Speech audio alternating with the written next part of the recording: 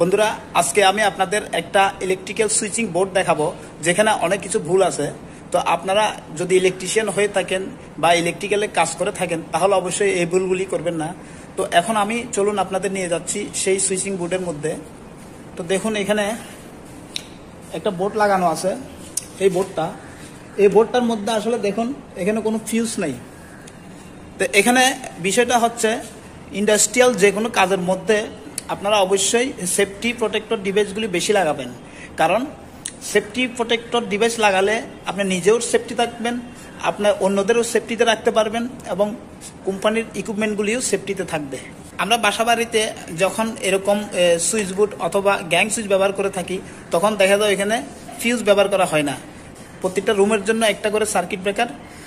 তো এই জন্য বাসাবাড়িতে কিন্তু ফিউজ খুব কমই ব্যবহার করা হয়। তবে ইন্ডাস্ট্রিয়াল ক্ষেত্রে এখানে কিন্তু আপনাকে এই রকম বোর্ডের মধ্যে আপনাকে ফিউজ ব্যবহার করতে হবে, অর্থাৎ কাট আউটটা ব্যবহার করতেই হবে। এখানে আমার এক ভাই কাজটা করেছেন, তো আসলে আর কি ভুল করেছেন আমি বোর্ডটা খুলে দেখব। আমি আসলে বোর্ডটা খুলতেছি, বোর্ডটা খুলে আমি দেখব ভিতরে কানেকশানগুলো ঠিক করছে কিনা, কারণ এখানে অনেকে কানেকশান করতে ভুল করে থাকে। তো সেটাও আমি দেখাবো আসলে কি ধরনের ভুল করে থাকে। তো কাজ তো সবাই জানে, সবাই করে, কিন্তু বিষয়টা হচ্ছে সঠিক পদ্ধতি কোনটা সেটা কিন্তু অনেকেই জানে না। তো যার কারণে আমি আপনাদের সবকিছু খুলে দেখাচ্ছি এবং এখানে সুইচগুলো কিভাবে কানেকশন করতে হয় সেটিও আপনাদের আমি দেখাবো। তো আমি খুলে নিচ্ছি। তো আমি বোর্ডটা খুলে নিয়েছি, দেখি এখানে কানেকশনগুলো ঠিক আছে কিনা। হ্যাঁ দেখুন এখানে লুপিং করা কানেকশন, এই কানেকশনগুলি কিন্তু ঠিক আছে। তো আপনারা এখানে সুইচে কানেকশন করার সময় অবশ্যই এখানে এভাবে লুপিং করে কানেকশন করবেন, তাহলে এটা সঠিক উপায়ে কানেকশন করা হবে। কেননা এখানে আরেকটা বোর্ড আছে, এটা চেঞ্জ করছে উনি।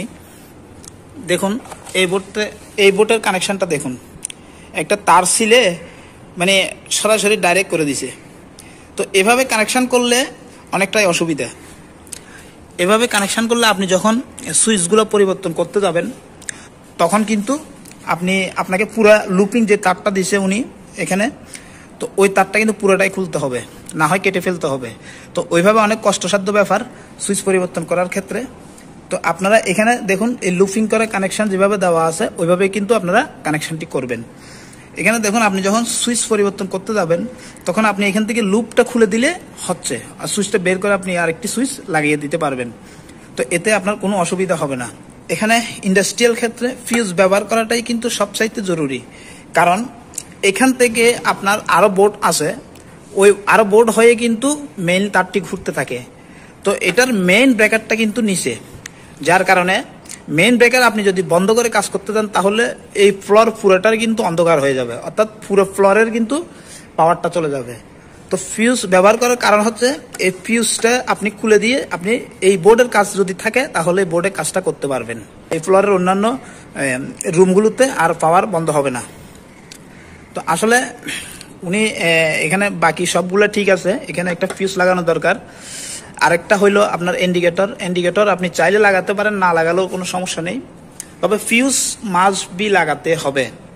এটা আমি আবারও বলছি, আপনারা কাট আউট ফিউজ যেটা ব্যবহার করেন পিয়ানো ফিউজ বোর্ডের মধ্যে ওগুলো কিন্তু অবশ্যই ব্যবহার করবেন, বিশেষ করে ইন্ডাস্ট্রিয়াল ক্ষেত্রে।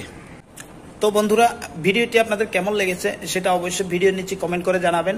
যদি ভালো লেগে থাকে তাহলে অবশ্যই ভিডিওতে একটি লাইক দিবেন, আর চ্যানেলটি যদি সাবস্ক্রাইব করে না থাকেন তাহলে অবশ্যই চ্যানেলটি সাবস্ক্রাইব করে পাশে থাকা নোটিফিকেশন বেল আইকনটি অল করে দিয়ে আমার সাথে সার্বক্ষণিক অ্যাক্টিভ থাকবেন। আমি নতুন ভিডিওগুলি ছাড়লে যাতে আপনারা খুব তাড়াতাড়ি পেয়ে যান।